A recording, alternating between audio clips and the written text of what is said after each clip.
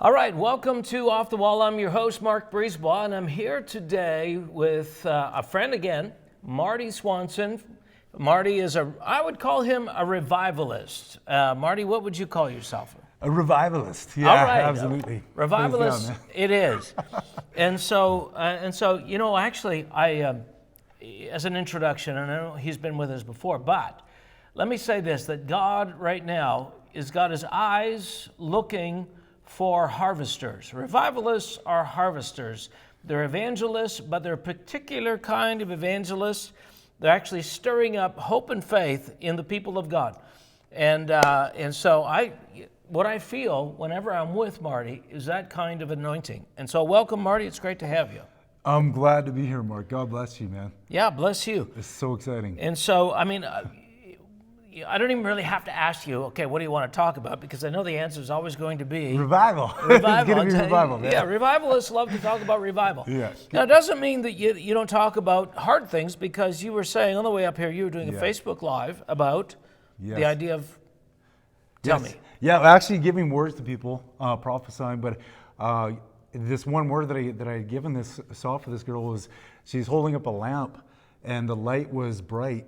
But the people, they liked the light, but then it became annoying, right? Because they're not used to the light. Yeah. And so God is going to help her, give her grace to be able to operate around them, to be able to help them get that hunger and desire to break through, that they want to be in the light, that they want to become children of the light like them, because they're not used to it. Yeah.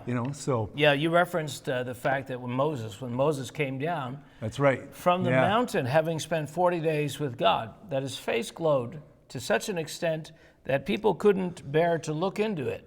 And that's the duality of the light. You can love it on the one hand, especially, it's kind of, you're attracted to lights at a distance, they're beautiful, but if you're too close to that light,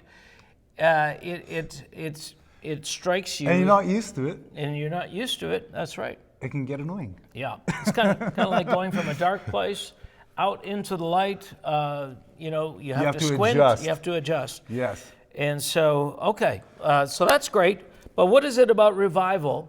When you think of revival, what are you thinking about? Give me a little picture of what revival looks like to you. Well, I think revival is that connection with God. Having somebody be connected with God, and then help other people connect with God, and I believe that you're talking about the harvest. A lot of revival has to do with leadership coming together, people that are all on fire for God, and mainly leaders actually warming up to one another to be able to work together to be able to catch a greater harvest. Because the analogy the Lord gave me was, one eagle will catch one fish at a time, but many eagles will be able to carry a net and right. be able to bring the harvest. And so when I think of revival, I'm thinking about leaders, especially leaders, coming together, warming up to one another. Jesus said that his eagles are stubborn and cool. Okay. He said, so what they got to do is they got to warm up to one another. Right. And so we see this, right? We see this in business. We see this in ministry leadership. Yeah. We see there's competition, there's hurts, there's, you know what I mean? We're just trying to make our own way. There's a lot of reasons not to trust other leaders. Right. We've all got 100 different reasons not to trust. You're opening up so many things here. I hardly even know which direction to go because there's so many. Yeah, there is a lot. It's a table full. There's totally pertinent things to. Yes. Because what if, now let's get this, what if revival, because if people read about revival, if you read about, for example, the Hebrides revival in Scotland, and what the significance of that, it talks about an atmosphere that came over a geographic area that was compelling, and it caused people to suddenly be aware of things. People who had never been to church in their lives suddenly were overcome with a sense that they needed to go to church. And so wow. How does that happen? And what is the role of an individual revivalist? You talk about a guy like Duncan Campbell, who was really the preacher, who was so significant in those days. And you can go to Charles Finney or other historical figures that were seemingly at the epicenter of revival, and yet this atmosphere that came over Scotland seems to be much larger than the impact of an individual. So what you're suggesting, and I think is a key, is how can we change? What is our responsibility to walk with one another, and how does that relate to changing an atmosphere in a region? Because I think that's important, and that's where my heart goes to all the time. Right. I think that's key. I think the first thing about the Hebrides revival is that there was older ladies, there was pastors that were all getting together and praying for months and months and months. Okay. So I think that is kind of a keynote to that. With what we're saying, with leadership coming together, catching a greater harvest. So there you see that in the Hebrides revival. Right. I also see that there is that process of leaders coming together and trusting one another, because trust is huge. Yeah. Trust, especially relations, especially husband and wife relationships. If somebody's not been faithful, maybe in church relationships, maybe people haven't been faithful, or maybe somebody talked behind the back, maybe somebody got a word they didn't like. All these kind of things. All right? these kinds of things. So Well, there's trust issues. Trust issues, because it affects the atmosphere. It affects the atmosphere. If you've ever gone into a place, a home, where there's been an argument, where people are walking on eggshells, you know that, okay, you don't feel comfortable. It's not just that there has been friction in a relationship and this was done earlier to this person's not happy about it. It actually changes the atmosphere. So what we're talking about then, it comes down to Psalm 133. How good it is and blessed it is when brethren dwell together in unity, because there's an atmosphere that comes with it. What if revival was contingent upon you getting over, your resentment of every other Christian in the world except a handful of ones that are so much like you could mistake them for you? It's funny. I'm going to say this. I got a word for somebody about trust, and then right away, minutes later, I got a word in Messenger. They messaged me about somebody else that gave them a word, wondering if they were even a Christian and if they had the Kundalini spirit. That's what the trust word was about. Right, yeah.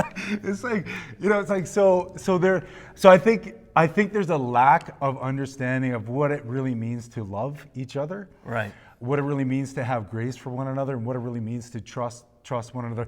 And the law of love is to treat one another as you would have them treat you if the roles were reversed.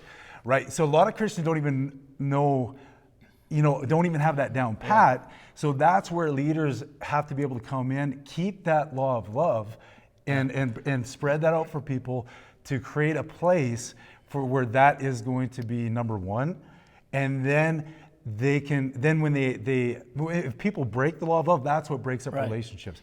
Getting prophecy. We should delve into that for a second, because the issue is, and you talk to people out there, and if you're out there and you're hurt, if you're out there and you think, I can't go to church, I can't trust anybody, and you think you are waiting for it to be safe before you get into the water. It's like, right. It's like a new episode of Jaws, except it's in the church. Everybody's. But anyway, what if God, He's called you to forgive, and He's called you to trust, because every time you turn the other cheek, and that's what you're doing. When you choose to trust somebody, and it's not safe for you to trust them, what you're doing is you're turning the other cheek. You are being vulnerable in a way. And what it does, it actually kills the places of pain inside of you. You're actually going against the grain. See, when you have a fear of being hurt, your tendency is to want to hunker down, you want to turtle, you want to retreat into a safe place. And Jesus is saying, listen, actually, don't obey that fear. Don't obey the distrust. Don't obey the torment that says nobody's trustworthy. Instead, in faith, do what I'm telling you to do. Forgive them, love them. The one who's abusing you, do twice as much for them as you would a normal person. Right. That's what he essentially said. He said, listen, if a Roman soldier says, go 1 mile, you go 2. Well, why would you go 2?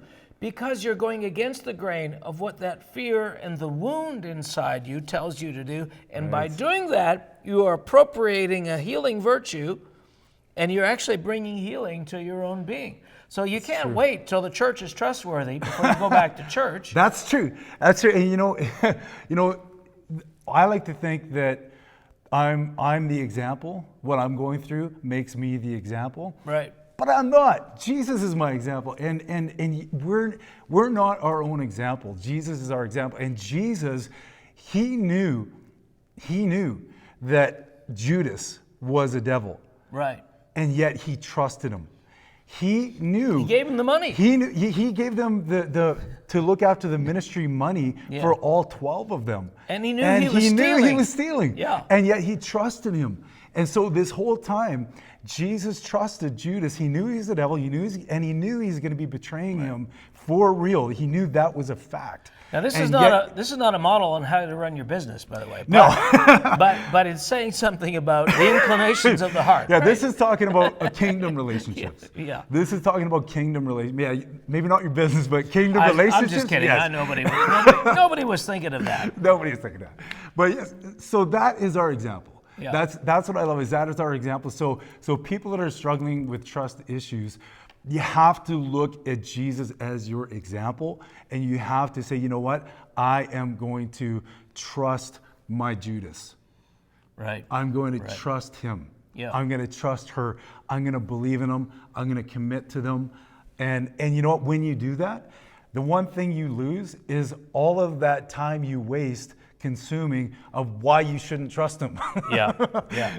It's a beautiful thing. You just freed up so much agony and time, and because that's depressing. That's it. heaviness. So you're going to experience automatically a new freedom. You're going to experience a new.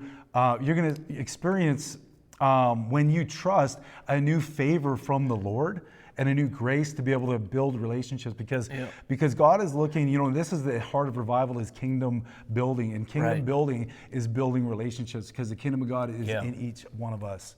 So. Well, this is huge. listen, we're winding down. I don't have much time, so let me just give you a synopsis of some of the things we said. Basically, Jesus said, "He that hears my words and does them is like the man who builds his house upon the rock. And when the storms come, he won't fail." And so Jesus says, turn the other cheek. Jesus says, forgive, not because it's going to elongate your pain and the season of your pain. It's actually going to shorten it. This is how you get healed. This is how you become immune to rejection and pain and hurt, and the love of God grows in here. And you're going to experience revival. You're going to experience revival. This is the way that you get into revival. Thanks, Marty. We'll appreciate it, Mark. Look forward to being with you again. Right on. God bless you. Thank you. Thanks for being with us. We'll see you again. Guys.